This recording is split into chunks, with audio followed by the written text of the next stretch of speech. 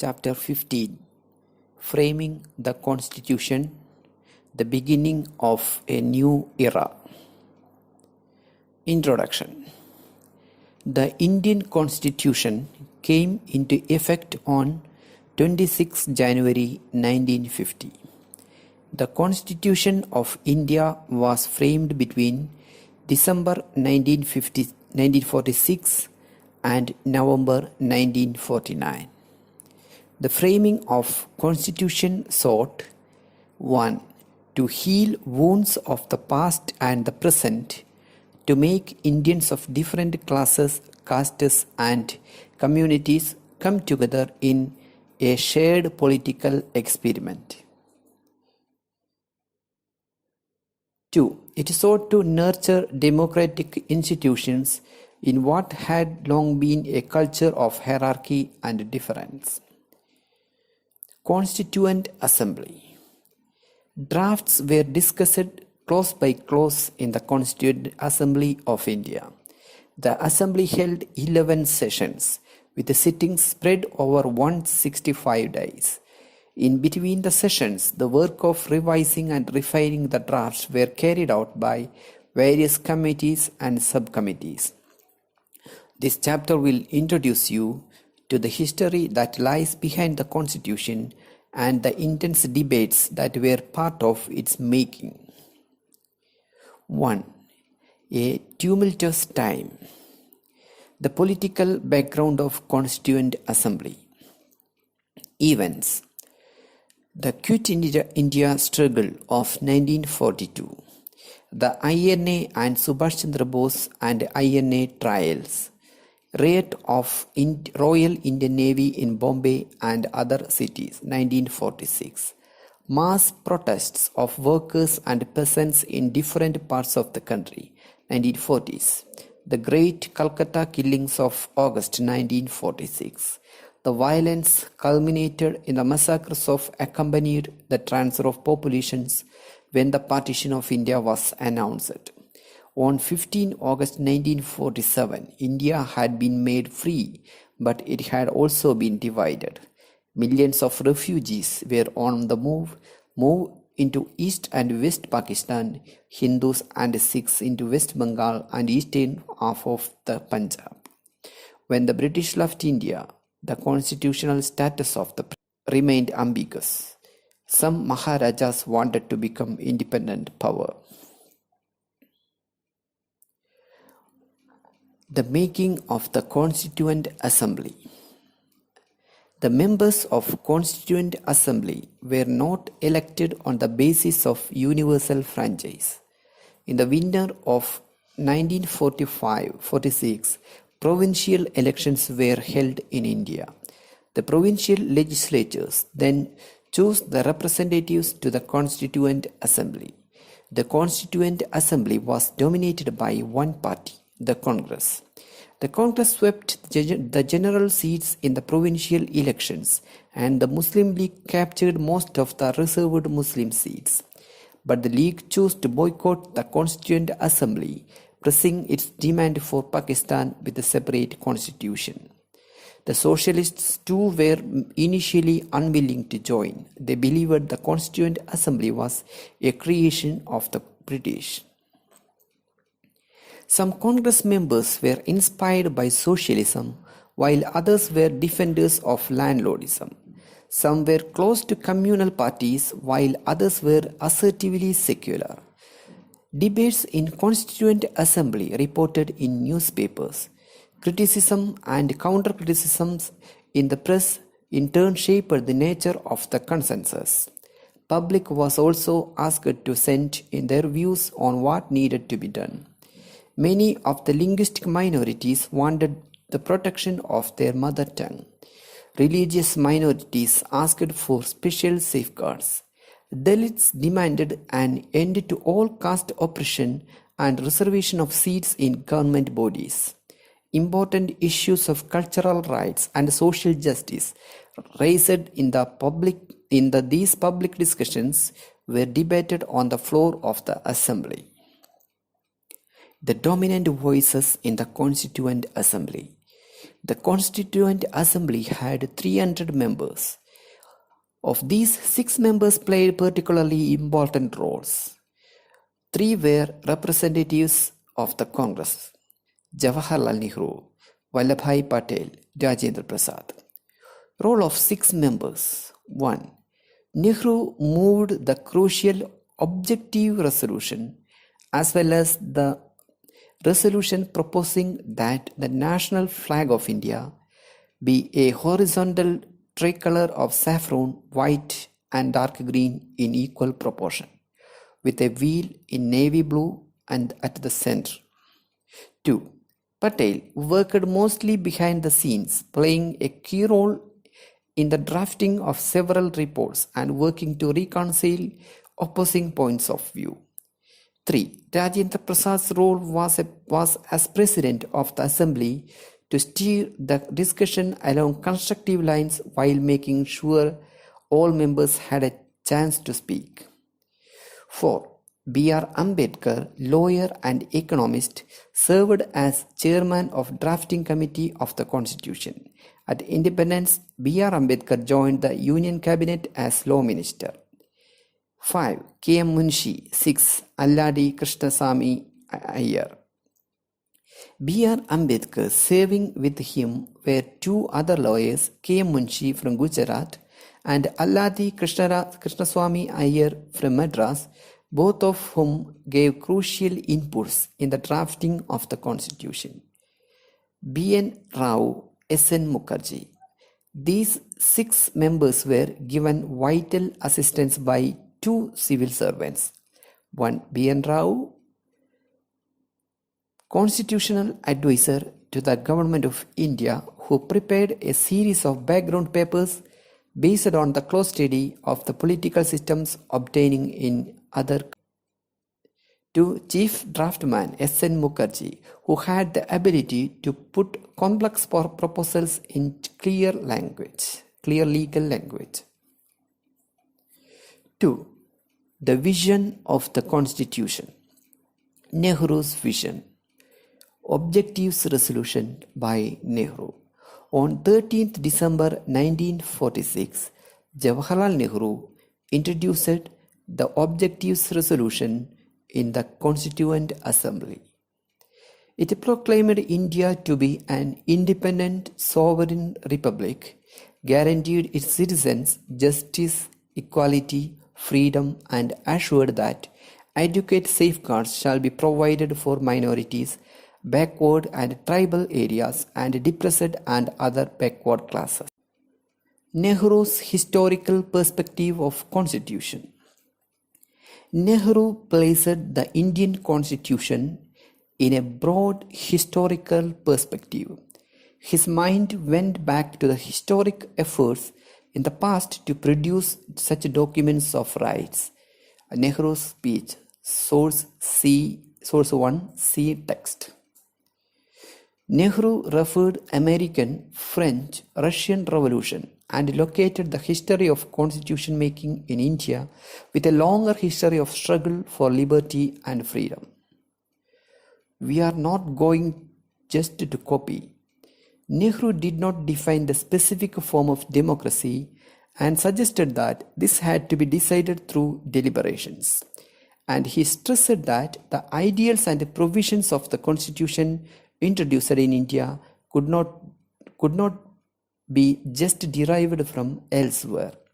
We are not going to just to copy, he said. The system of government established in India had to fit in with the temper of our people and be acceptable to them. It was necessary to learn from people of the West, from their achievements and failures. Western nations too had to learn from experiments elsewhere. They too had to change their own notions for democracy.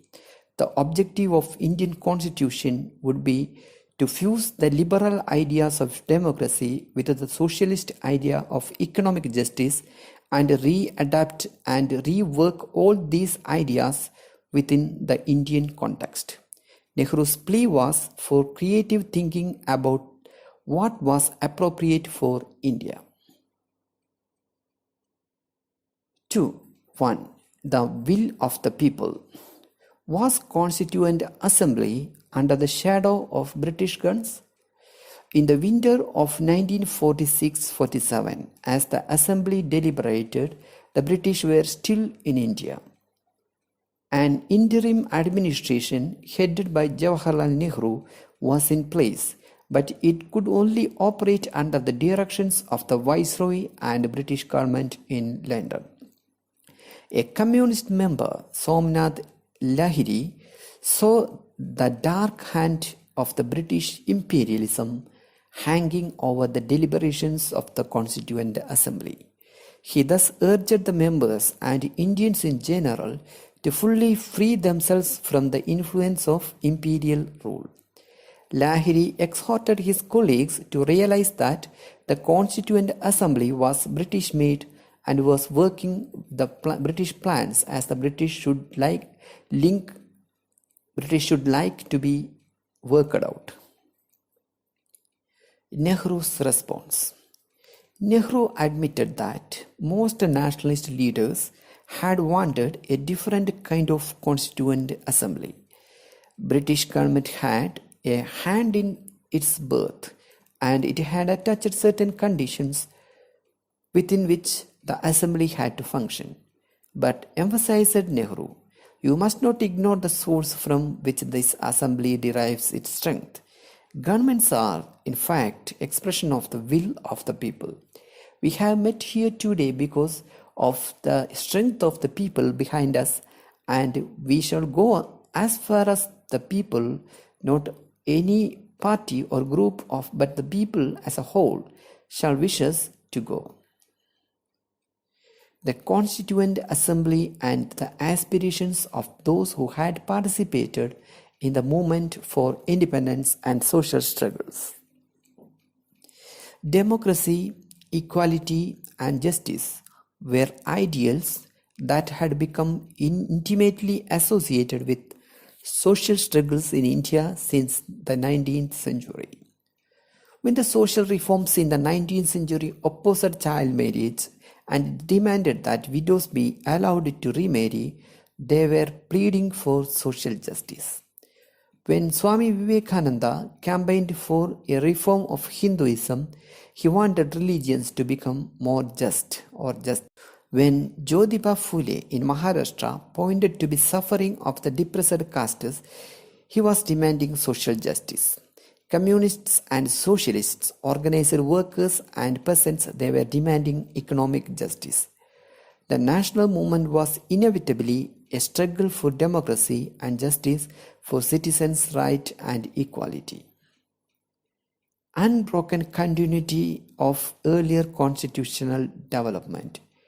British government passed a number of acts in 1909, 1919 and 1935, gradually enlarging the space for Indian participation in provincial governments. The executive was made partly responsible to the provincial legislature in 1919 and almost entirely so under the Government of India Act of 1935. When elections were held in 1937, under the 1935 Act, the Congress came to power in 8 out of the 11 provinces. Constituent Assembly from 1946 was unbroken continuity of earlier constitutional developments. But even in 1935, the electorate limited to no more than 10 to 15% of the adult population. The vision that Nehru was trying to outline on 13 December 1946 was the constitution of an independent sovereign Republic of India. Defining rights. The questions to be answered by Constituent Assembly. How were the rights of the individual citizens to be defined? Were the oppressed groups to have any special rights? What rights would minorities have? Who, in fact, could be defined as minority? The answers were evolved through a clash of opinions and the drama of individual encounters. In his inaugural speech, Nehru had invoked the will of the people and declared that the makers of the Constitution had to fulfill the passions that lie in the hearts of the masses. This was no easy task. The problem with the separate electorates. On 27 August 1947, B. Poker Bahadur from Madras made a powerful plea for continuing separate electorate for minorities. This demand for separate electorates provoked anger and dismay among most nationalists. Most nationalists saw separate electorates as a measure deliberately introduced by the British to divide the people. R.V. Dhulekar and Poker Bahadur. The British played their game under the cover of safeguards. With the help of it, they allured you, the minorities, to a long lull. Give it up now. Now there is no one to misguide you.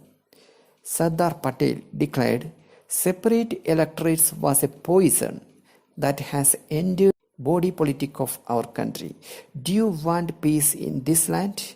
If so, do away with it. Separate electorates. Govind Vallabh Pant declared that it was not only harmful for the nation but also for the minorities. There is the unwholesome and to some extent degrading habit of thinking always in terms of communities and never in terms of citizens, said Pant. And he added, let us remember that it is the citizen that must count. Behind all these arguments was the concern with the making of a united nation state. The Constitution would grant to citizens rights, but citizens had to offer their loyalty to the state. Communities could be recognized as cultural entities and assured cultural rights. Politically, however, members of all communities had to act as equal members of one state, or else there would be divided loyalties. Not all Muslims supported the demand for separate electorates. Begum Aiza's Rasool felt that separate electorates were self-destructive since they isolated the minorities from the majority. By 1949, most Muslim members of the Constituent Assembly were agreed to separate electorates were against the interest of the minorities. We will need much more than this resolution. Questions of economic backward people, N.G. Renga and real minority. N.G. Renga, a socialist leader of peasant movement, urged that the term minorities would be interpreted in economic terms. The real minorities for Renga were the poor and the downtrodden. He welcomed the legal rights of the Constitution was granting to each individual, but pointed to its limits. In his opinion, it was meaningless for the people in the villages to know that they now had the fundamental rights. It was essential to create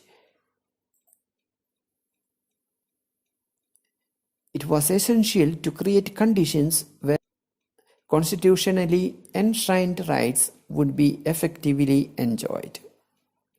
For this, they needed protection, they need props, they need a ladder, said Renga.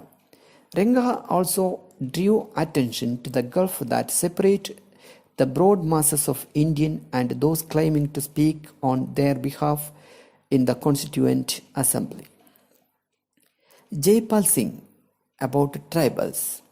The tribals had among its representatives to the assembly the gifted orator Jaipal Singh.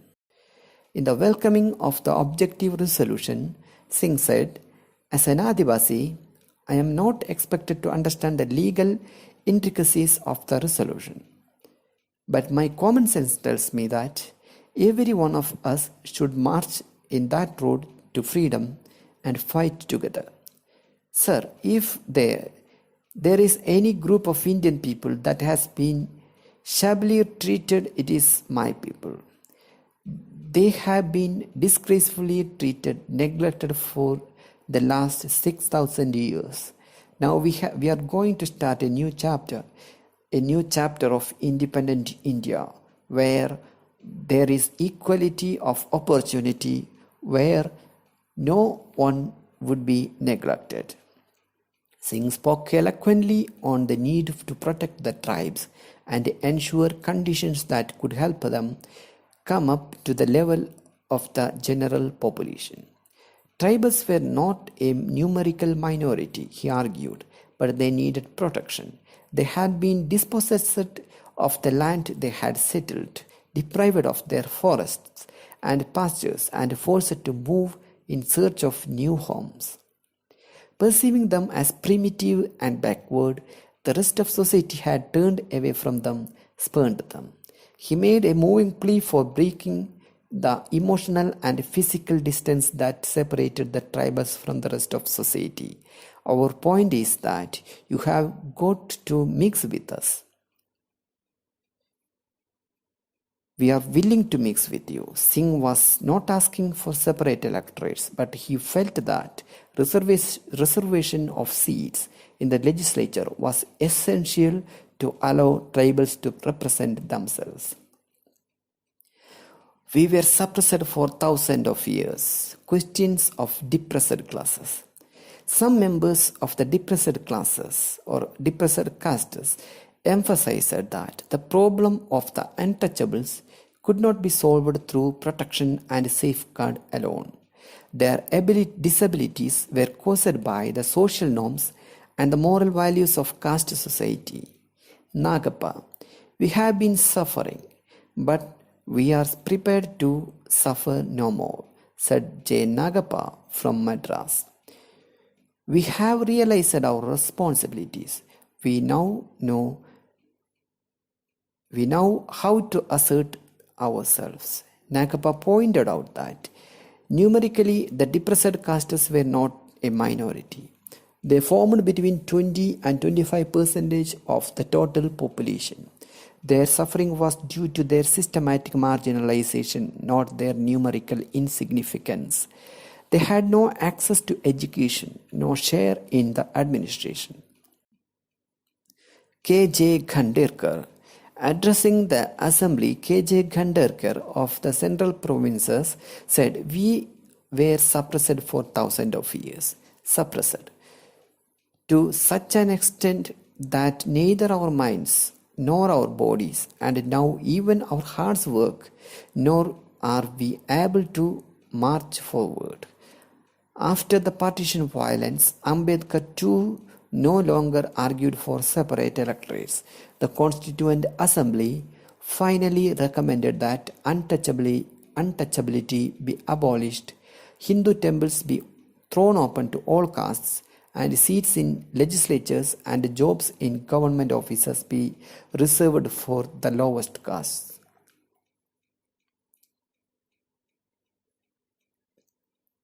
The powers of the state. One of the topics most vigorously debated in the Constituent Assembly was the respective rights of the central government and the state. Among those arguing for strong center was Jawaharlal Nehru. As he put it in a letter to the President of the Constituent Assembly, it would be injurious to the interest of the country to provide for a weak central authority. 3 lists of subjects: union, state, and concurrent.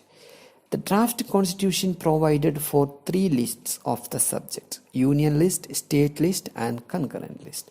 The subjects in the first list were to be the preserve of the central government, while those in the second list were vested with the states. As for the third list, here center and state shared responsibility. Besides, Article 356 gave the center the powers to take over a state administration on the recommendation of the governor. A complex system of fiscal federation. The Constitution also mandated for complex system of fiscal federalism. In the case of some taxes, for instance, customs duties and company taxes, the center retained all the proceeds. In other cases, such as income tax and excise duties, it shared them with the states. In still other cases, for instance, estate duties, assigned them wholly to the states. The states, meanwhile, could levy and collect certain taxes on their own. These included land and property taxes, sales taxes, and hugely profitable tax on bottled liquor. The center is likely to break the rights of the states. K. Santhanam. The rights of the states were most eloquently defended by K. Santhanam from Madras. There is almost an obsession that by adding all kinds of powers to the center, we can make it strong. This was a misconception, said Santhanam. If the center was overburdened with responsibilities, it could not function effectively. By relieving it of some of its functions and transferring them to the states, the center could in fact be made stronger. As for the states, Santhanam felt that the proposed allocation of powers would cripple them. The fiscal provisions would impoverish the provinces, since most taxes, except land revenue, had been made the preserve of the center. I do not want any constitution in which the unit has to come in the center and say, I cannot educate my people, I cannot give sanitation, give me a door of the improvement of roads, of industries. Let us rather wipe out the federal system and let us have a unitary system. In a few years, he said, all the provinces would rise in revolt against the center. Many others from the provinces echoed the same fears. They fought hard for fewer items to be put on the concurrent and union list. A member from Orissa warned that the center is likely to break since powers had been excessively centralized under the constitution. What we want today is a strong government, the need for strong center. Ambedkar had declared that he wanted a strong, united center, much stronger than the center we had created under the Government of India Act of 1935. Reminding the members of the riots and violence that was ripping the nation apart, many members had repeatedly stated that the powers of the center had to be greatly strengthened to enable it to stop the communal frenzy. Gopalswamy Iyengar, reacting to the demands for giving power to the provinces, Gopalswamy Iyengar declared that the center should be made as strong as possible. Balakrishna Sharma, one member from the United Provinces, Balakrishna Sharma, reasoned at length that only a strong center could plan for the well-being of the country, mobilize the available economic resources, establish a proper administration, and defend the country against foreign aggression. After partition, most nationalists felt that the earlier political pressures for decentralized structure were no longer there. The violence of the times gave a further push to centralization. The Constitution thus showed a distinct bias towards the rights of the Union of India over those of its constituent states. 5. The language of the nation. Within the Constituent Assembly, the language issue was debated over many months. Plea for Hindustani. By the 1930s, the Congress had accepted that Hindustani ought to be the national language. Hindustani, a blend of Hindi and Urdu, was a popular language of large section of the people of India. This multicultural language, Mahatma Gandhi thought, would be the ideal language of communication between diverse communities. It could unify Hindus and Muslims and people of North and the South. As communal conflict deepened, Hindi and Urdu also started growing apart. On the one hand, there was a move to sanctize Hindi, purging it of all words to Persian and Arabic origin. On the other hand, Urdu was being increasingly Persianized. As a consequence, language became associated with the politics of religious identities. Mahatma Gandhi, however, retained his faith in the composite character of Hindustani. A plea for Hindi. R.V. Dulekar. R.V. Dulekar, a congressman from the United Provinces, made an aggressive plea that Hindi be used as the language of constitution making. When told that not everyone in the assembly knew the language, Dulekar retorted, "People who are present in this house to fashion a constitution for India and do not know Hindustani are not worthy to be members of this assembly. They better leave." On this occasion, peace in the house was restored through Jawaharlal Nehru's intervention. But the language issue continued to disrupt proceedings and agitate members over the subsequent 3 years. Almost 3 years later, on 12th September 1947, Dulekar's speech on the language of the nation once again sparked off a huge storm. Language Committee Report of the Constituent Assembly. The Language Committee report of the Constituent Assembly had thought of a compromise between those who advocated Hindi as a national language and those who opposed it. It had decided, but not yet formally declared, that Hindi in the Devanagari script would be the official language, but the transition to Hindi would be gradual.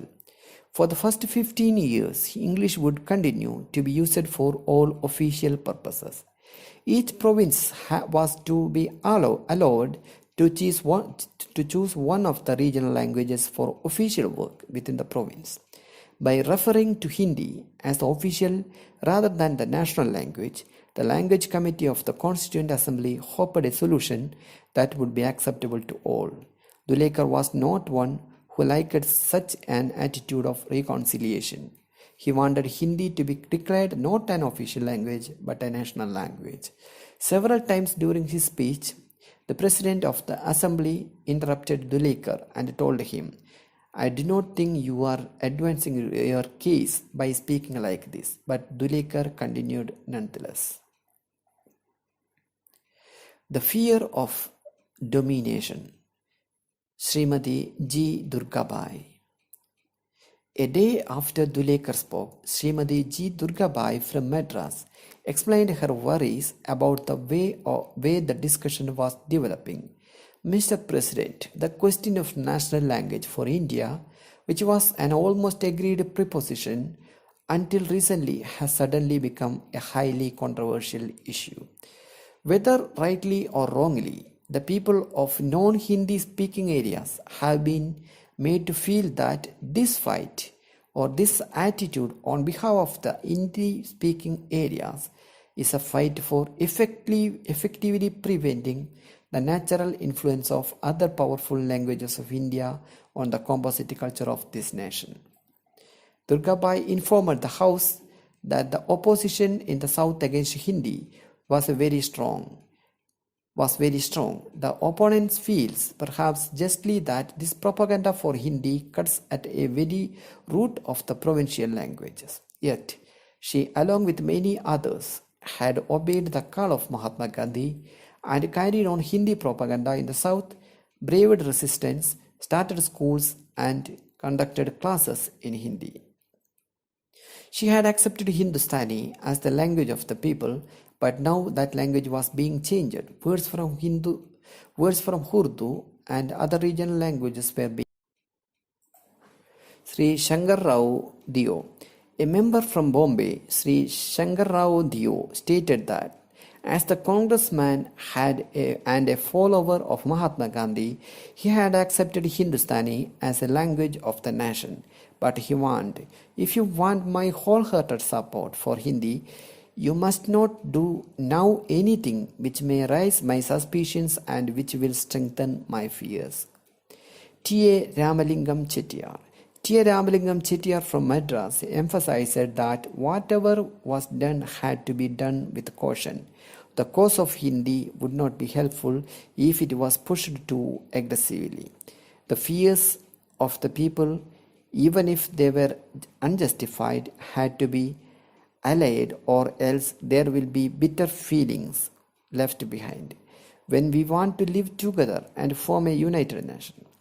He said there should be a mutual adjustment and no question of forcing things on people. Conclusion. The Constitution of India thus emerged through a process of intense debate and discussion. Many of its provisions were arrived through a process of give and take by forging a middle ground between two opposite positions. The granting of the vote to every adult Indian. One central feature of the Constitution, there was substantial agreement, the granting of the vote to every adult Indian. The democracies of the other democracies, the vote had been granted slowly and in stages. In countries such as United States and United Kingdom, only men of property were first granted to vote. Emphasis on secularism.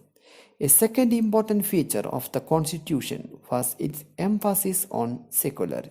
There was no ringing pronouncement of secularism in the preamble, but operationally, its key features as understood in Indian contexts were spelled out in an exemplary manner.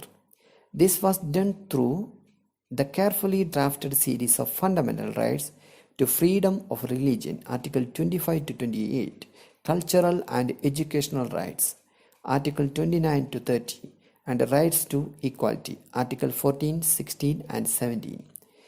A certain legal space was created for social reform within communities, a space that was used to ban untouchability and introduce changes in the personal and family laws. In the Indian variant of political secularism, there was no absolute separation of state from religion, but a kind of judicious distance between these two. Importance of debates in the Constituent Assembly. The Constituent Assembly debates help us understand the many conflicting voices and had to be negotiated in framing the Constitution. They tell us about the ideals that were invoked and principles that the makers of the Constitution operated with. But in reading these debates, we need to be aware that the ideals invoked were very often reworked according to what seemed appropriate within a context. At the time, the members of the assembly also changed their ideas as the debate unfolded over 3 years. Hearing others argue, some members rethought their positions, opening their minds to contrary views. Others changed their views in reaction to the events around.